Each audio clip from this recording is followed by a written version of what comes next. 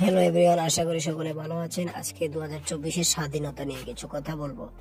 August এবং জুলাইয়ের আন্দোলনে অনেক ভাই আজীবন দেয় নিজের দেশকে রক্ষা করতে, শেখ হাসিনা নামক কুলাঙ্গার থেকে আমাদের দেশকে রক্ষা করতে। এখানে অনেক ঘটনা ঘটে, যেখানে চ্যানেল থেকে টিভি মিডিয়া পর্যন্ত বন্ধ করে দেওয়ার পর বাংলাদেশে যারা আন্দোলন করে তাদের উপর নানারূপ অত্যাচার করা হয়।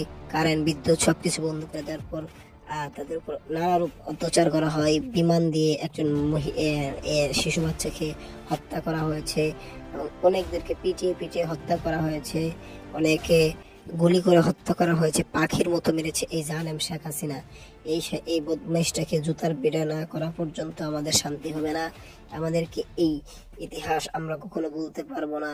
আমাদের 24 সালে যারা জীবন দিয়েছে তাদেরকে আমরা কখনো ভুলতে পারবো না। তারা তাদের জীবনের বিনিময়ে হলেও তারা এদেশকে স্বাধীন করেছে। আবারও শেখ হাসিনা নামক জালেম থেকে আমাদেরকে মুক্তি দেওয়ার চেষ্টা করেছে এবং আল্লাহ পাক তিনি আমাদেরকে শেষ পর্যন্ত মুক্তি দিয়েছেন এই জালেম থেকে। এই 71-এর গণউত্থান আমরা কখনো ভুলতে পারবো না।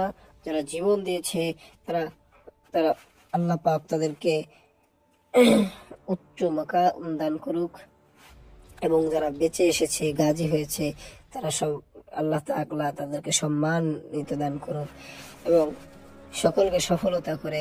আমি আমার বক্তব্য শেষ করছি। আসসালামু আলাইকুম।